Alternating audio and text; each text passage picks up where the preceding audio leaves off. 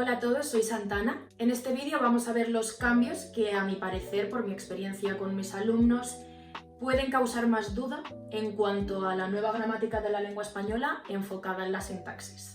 Empezaremos hablando un poco sobre la terminología, algunos conceptos que los vamos a llamar de diferente manera, para luego centrarnos sobre todo en la sintaxis. Como ya he dicho, es una selección de cambios que he hecho yo, sobre todo enfocados a niveles de ESO y bachillerato, pero habrá otros cambios en los que yo no profundice tanto en este vídeo, así que si tienes alguna duda déjala en los comentarios y la intentamos resolver juntos. En cuanto a la terminología, cuando teníamos un sujeto que no estaba escrito, que lo sobreentendíamos, lo llamábamos sujeto omitido o elíptico. Pues ahora con la nueva gramática se va a llamar sujeto tácito. En cuanto a la palabra sintagma, hubo un tiempo en el que se llamó grupo. Sin embargo, ahora con la nueva gramática se vuelve a recuperar ese concepto de sintagma. Otra cosa importante, ya no vamos a distinguir entre predicado verbal y predicado nominal, que era nominal cuando teníamos verbos copulativos, ser, estar o parecer. Ahora simplemente lo llamamos predicado. Esto va a depender un poco del instituto en el que estés, pero normalmente se pedía que cuando apareciese un determinante pusiéramos debajo determinante. Hay otros institutos en los que no te obligaban a hacerlo. Pues esto ya no es correcto.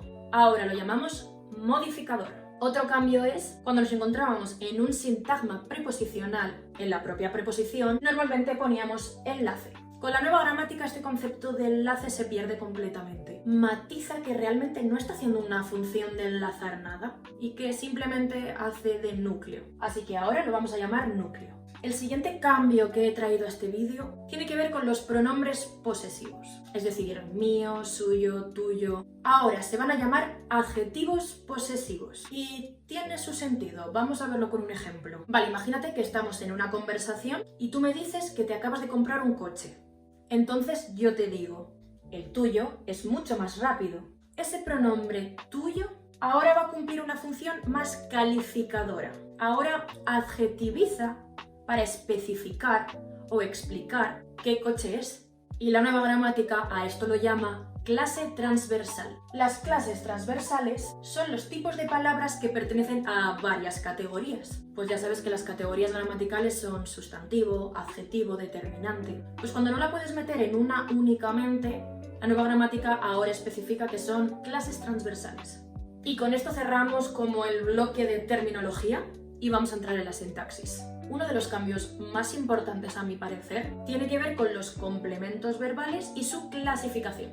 Ahora vamos a distinguir argumentales, adjuntos, predicados y periféricos. Vamos a verlo uno por uno. ¿Qué son los argumentales? Son complementos verbales que son exigidos obligatoriamente por nuestro verbo. Es decir, el significado de nuestro verbo necesita de ese complemento para que su función se pueda realizar al 100%. Además, otra pista es que no se puede eliminar. Vamos a verlo con el siguiente ejemplo. Verbo regalar. El verbo regalar necesita obligatoriamente los siguientes complementos. Que alguien regale algo a alguien. Es decir, sujeto, complemento directo, complemento indirecto. Vale, ¿cuáles son prototípicamente los complementos más argumentales que tenemos? Pues nuestro sujeto, nuestro complemento directo, el complemento indirecto aunque tiene algún matiz, el de régimen, el agente, el complemento predicativo y unos nuevos que ha añadido ahora la nueva gramática, que son el complemento locativo argumental y el complemento de medida argumental. Te voy a explicar estos dos últimos porque son los más nuevos. Vale, el locativo argumental, en nuestra gramática tradicional sí existían realmente. Lo único es que se consideraban circunstanciales. Vale, entonces, ¿qué ha pasado ahora? Si hemos pasado de un circunstancial a un argumental, quiere decir que ahora el matiz viene porque entendemos que semánticamente sí que lo requiere, que es obligatorio, como los argumentales que estamos viendo. Vamos a ver el siguiente ejemplo. El Papa reside en el Vaticano. Vemos que es incluso más cercano a un complemento de régimen que a un circunstancial. ¿Por qué digo que se parece más a un complemento de régimen? Porque los complementos de régimen requieren esa preposición. El verbo residir requiere un poco obligatoriamente un en. Residir en. Si dijésemos el Papa reside, vemos claramente que nos falta información. Vamos a ver este otro ejemplo. Escapó de clase. otra vez tenemos un verbo que te exige esa preposición, como pasa con los de régimen. Vale, y ahora dirás, entonces, ¿qué diferencia hay entre un complemento de régimen y un complemento locativo argumental? Pues realmente podemos decir que son lo mismo, pero en el caso de los locativos argumentales expresan ubicación o localización. Otros ejemplos de verbos pues tenemos vivir o poner. Es decir, el locativo argumental son de régimen, pero únicamente los que expresen ubicuidad o locatividad, es decir, lugar. Vale, ahora vamos a ver los de medida argumental. Ahora con la nueva gramática son un tipo de complemento directo. Tradicionalmente va a pasar como en el locativo. Solían estar más ligados a lo que es circunstancial. Obviamente circunstancial de cantidad. Es decir, antes como que estaba muy claro que era un adverbio propio de un circunstancial de cantidad. Vamos a ver el siguiente ejemplo. Pesaba mucho. Claramente indica una magnitud. ¿Qué otro tipo de magnitudes hay? Precio, peso, extensión. Y por ello acompaña a verbos de medida. Costar, medir, pesar. ¿Qué pasa? Que entonces ahora la nueva gramática matiza. ¿Y qué dice? Pues que el verbo no puede tener sentido sin este complemento, por lo que no puede ser un circunstancial, es decir, no puede ser un adjunto, tiene que ser argumental, obligatorio. Vale, entonces dirás, ¿cómo lo diferenciamos de un complemento circunstancial de cantidad? Pues nos tendremos que fijar en el verbo, si requiere o no requiere ese complemento.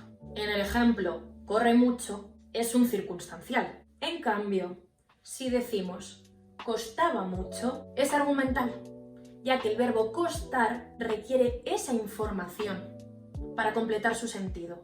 Yo únicamente puedo decir ella corre y el verbo correr sería pleno, no necesitaría ningún complemento, podría ser un añadido. Te está diciendo pues cuánto corre, mucho.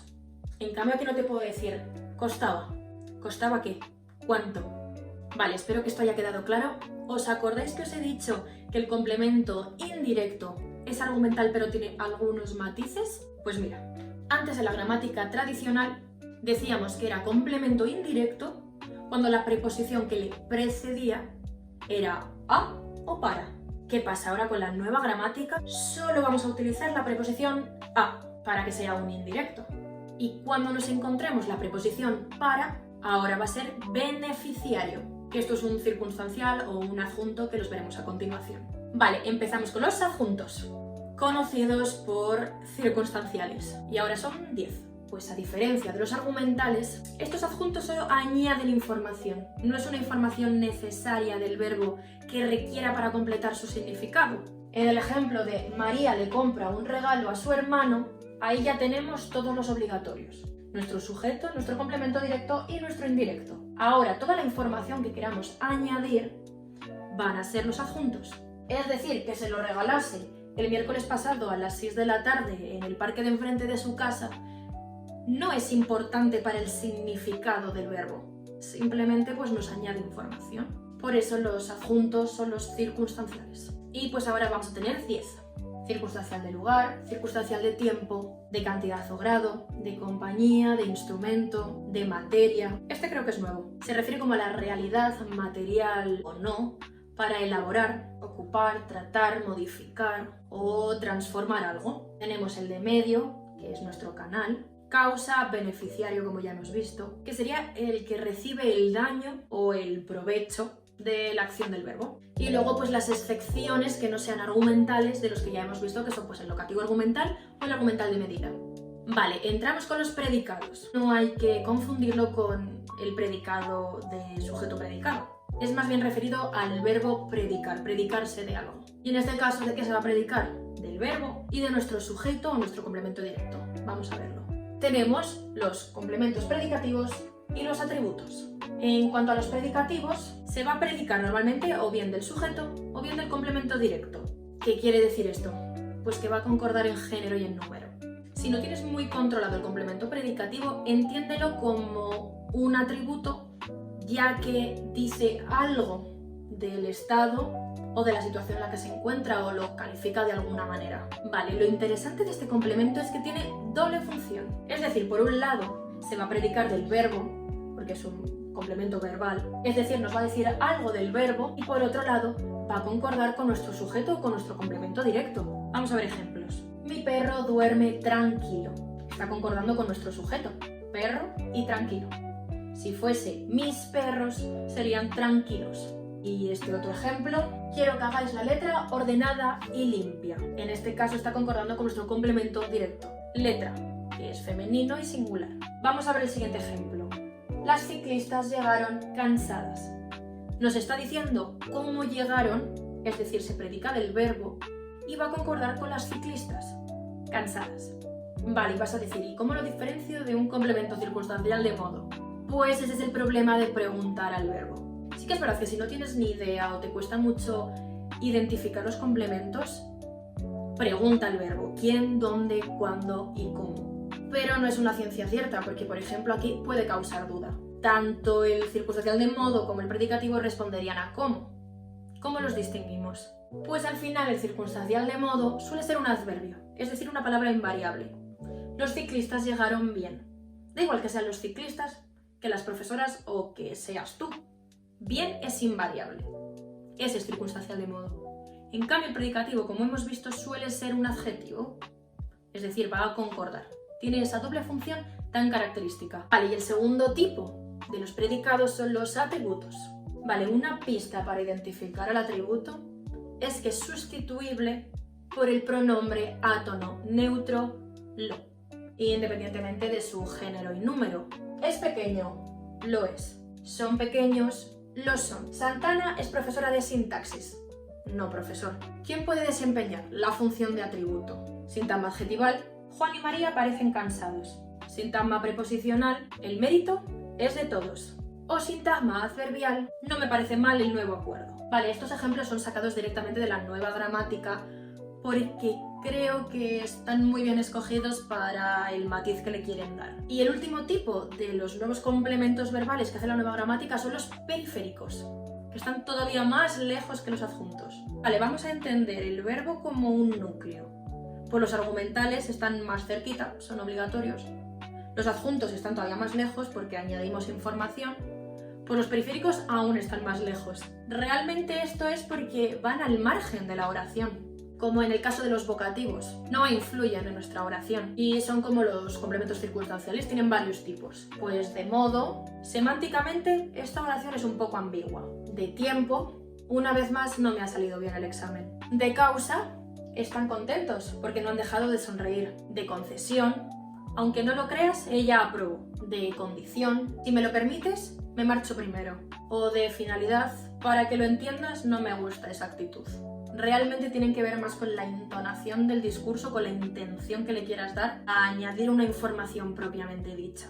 Una vez vistos estos complementos, vamos a entrar con las oraciones compuestas. Y empezamos con las coordinadas. Vale, la diferencia más significativa, a mi parecer, que hace la nueva gramática es que antes diferenciábamos justapuestas de coordinadas y ahora pues las hemos unido. Además, las que llamábamos explicativas o distributivas ahora están dentro de las justapuestas. Y dirás, ¿qué tiene que ver justapuesta con explicativa? Pues tiene que ver. La nueva gramática hace unos matices en cuanto a la intención comunicativa muy chulos. Ahora lo vemos. Y también vamos a hablar un poco de las concesivas, porque como también están las adverbiales concesivas, creo que las opaca un poco y no quedan muy claras. Vale, en cuanto a las justapuestas, el problema viene en que sus nexos realmente no son nexos, al final son signos de puntuación. Son comas, punto y coma, dos puntos. Y las explicativas, dice la nueva gramática, que tampoco son considerados nexos en sí mismos, que es más como un conector discursivo, es decir, ofrece como una entonación, una intención comunicativa. No son nexos como tal, no tienen valor en sí mismos. Es decir, es como una coma ese tipo de explicación. Vamos a ver los siguientes ejemplos. Es difícil crecer en redes, es decir, te lo tienes que currar. Mi novio estudió Derecho, coma, yo estudié Lengua. No aprobó el examen, dos puntos, no vio este vídeo. Vale, y en cuanto a las concesivas, como su nombre dice, expresan o indican una consecuencia o el resultado de la primera oración. Y a diferencia de las adverbiales que son subordinadas, estas son coordinadas. Es decir, se pueden analizar por separado.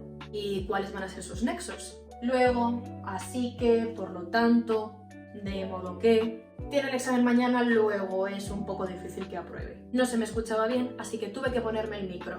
Vale, ahora vamos a ver las subordinadas adjetivas, que estas tienen un poco de tela. Vale, ya no son adjetivas, ahora son de relativo, que tiene su sentido porque sus nexos son relativos. Y hacemos distinción entre los que tienen un antecedente expreso y los que no lo tienen. Dentro de los que tienen antecedente expreso, hablábamos de explicativas y de especificativas, que estas ya las conocemos pero las vamos a explicar un poquito. Y dentro de las que no tienen antecedente expreso, vamos a distinguir ahora entre libres y semilibres. Vale, antes de entrar con cada una tienes que saber, van encabezadas por pronombres. ¿Qué, quién, quiénes, cuánto, cuántos, cuántas? Artículo más cuál, artículo más qué. El libro que me he terminado es estupendo. Eres la persona de quien más me fío. La casa a la que fuimos es enorme. He hecho cuanto he podido. Adverbios. ¿Dónde, cuándo, cómo, a dónde? Sin tilde.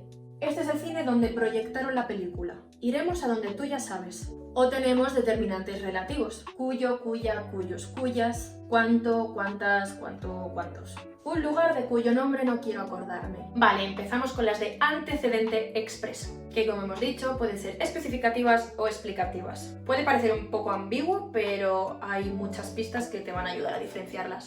La más fácil es que las especificativas van sin comas y las explicativas sí llevan comas, pero semánticamente tienen mucha importancia. Las especificativas es como que delimitan el significado del propio antecedente. Es decir, de entre muchos, te está especificando cuáles. Los documentos que salvaron del incendio son fundamentales. Te está diciendo que de entre todos los supuestos documentos que hubiese pues en ese despacho o en esa oficina, los fundamentales son los que se salvaron. Y en el caso de las explicativas no están restringiendo su significado. Simplemente te añaden información. Con el mismo ejemplo diríamos, los documentos, coma, que se salvaron del incendio, coma, son fundamentales. Te está diciendo que ha puesto sobre la mesa unos documentos que son fundamentales. Y te está explicando que además esos documentos se salvaron de un incendio.